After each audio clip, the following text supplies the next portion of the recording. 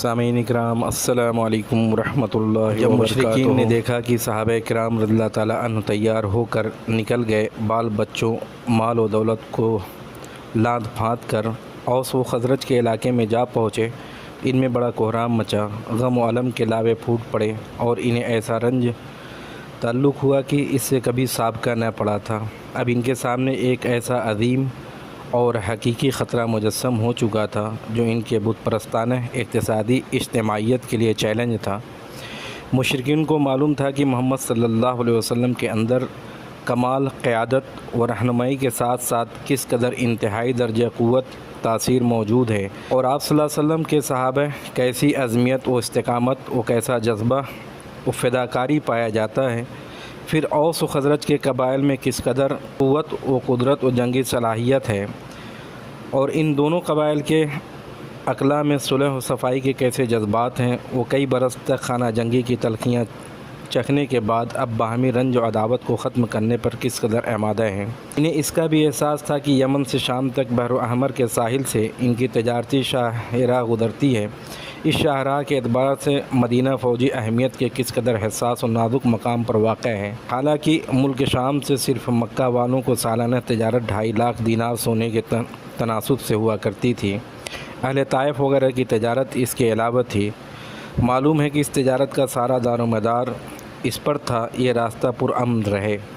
اس تفصیلات سے بخوبی اندازہ ہو سکتا ہے کہ یثرب میں اسلامی دعوت کی جڑ پکڑنے اور اہل مکہ کے خلاف اہل یثرب کے صف آرا ہونے کی صورت میں مکہ والوں کے لیے کتنے خطرناک تھے۔ چونکہ مشرکین اس کو کبھی گمبھیر خطرے کا پورا احساس تھا جو ان کے وجود کے لیے چیلنج بن رہا تھا، انہوں نے اس خطرے کا کامیاب ترین علاج سوچنا شروع کیا۔ معلوم ہے کہ اس خطرے میں اصل بنیاد دعوت اسلام کے علمدار حضرت محمد صلی اللہ علیہ وسلم ہی تھے۔ مشرکین نے اس مقصد کے لیے بیت عقبہ کبریٰ کے تقریباً 2.5 مہینے بعد 26 صفر 14 نبوت مطابق 12 ستمبر 622 یوم جمعرات کو دن پہلے پہر مکہ کے پارلیمنٹ دارالندوہ میں تاریخ کا سب سے خطرناک اجتماع منعقد کیا۔ ان میں قریش کے تمام قبائل نمائندہ شرکت کی، اور موضوع بحث ایک ایسے قطعی پلان کی تیاری تھی جس کے مطابق اسلامی دعوت کے علمدار کا قصہ بعجلت تمام پاک کر دیا جائے اور اس دعوت کی روشنی کلی طور پر مٹا دی جائے۔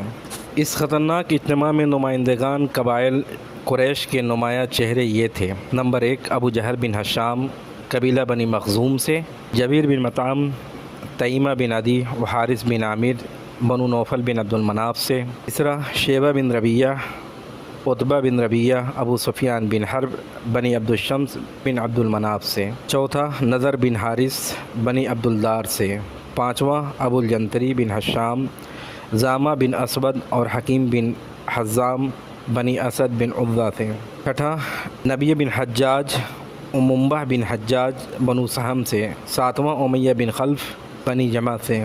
وقت مقرر پر یہ نمائندگان دارالندوہ پہنچے تو ابلیس بھی ایک شیخ جلیل کی صورت عبادہ اوڑھے راستہ روکے دروازے پر آن کھڑا ہوا۔ لوگوں نے کہا یہ کون سے شیخ ہیں؟ ابلیس نے کہا یہ اہل نجد کا ایک شیخ ہے، آپ لوگوں کا پروگرام سن کر حاضر ہو گیا ہے، باتیں سننا چاہتا ہے، کچھ بعید نہیں کہ آپ لوگوں کو خیر خواہ مشورے سے بھی محروم نہ رکھے۔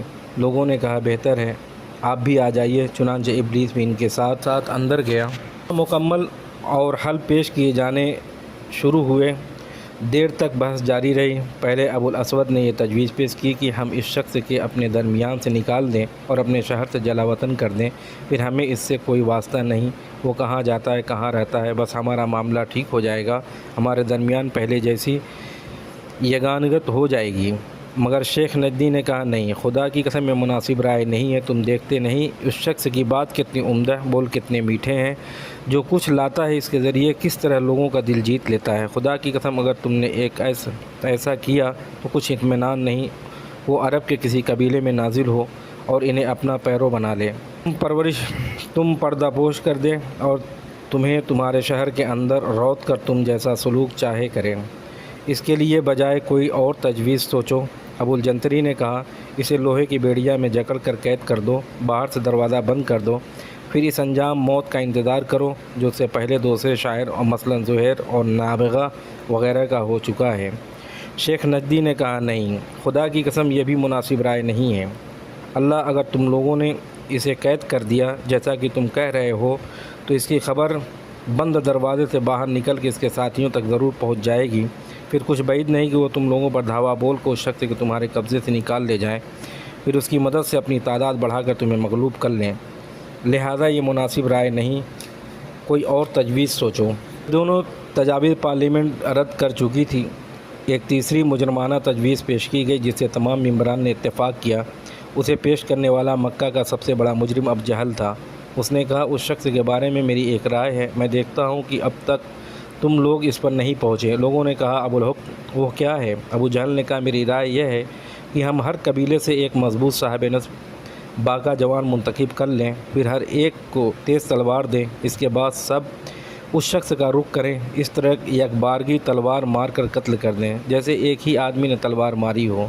یوں ہمیں اس شخص سے راحت مل جائے گی اور اس طرح قتل کرنے کا نتیجہ یہ ہوگا کہ اس شخص کا خون سارے قبائل میں بکھر جائے گا۔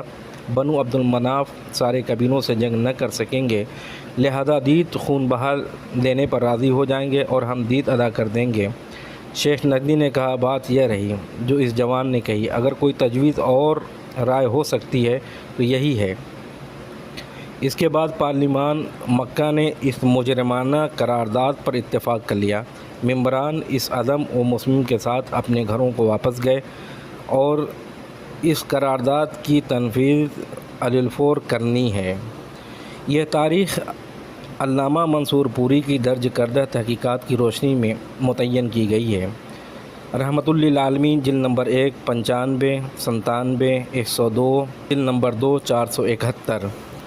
پہلے پر اس اجتماع کے متعاقد ہونے کی دلیل ابن اسحاق کی وہ روایت ہے جس میں بیان کیا گیا ہے کہ جبرائیل علیہ السلام نبی صلی اللہ علیہ وسلم کی خدمت میں اس اجتماع کی خبر لے کر آئے اور آپ صلی اللہ علیہ وسلم کو ہجرت کی اجازت دی۔ اس کے ساتھ صحیح بخاری میں مروی ہے حضرت عائشہ رضی اللہ تعالیٰ عنہا کی اس روایت کو ملا لیجئے کہ نبی صلی اللہ علیہ وسلم ٹھیک دوپہر کے وقت حضرت ابو بکر رضی اللہ تعالیٰ عنہ کے پاس تشریف لائے، فرمایا مجھے روانگی کی اجازت دے دی گئی ہے۔ یہ روایت بتفصیل آگے آ رہی ہے۔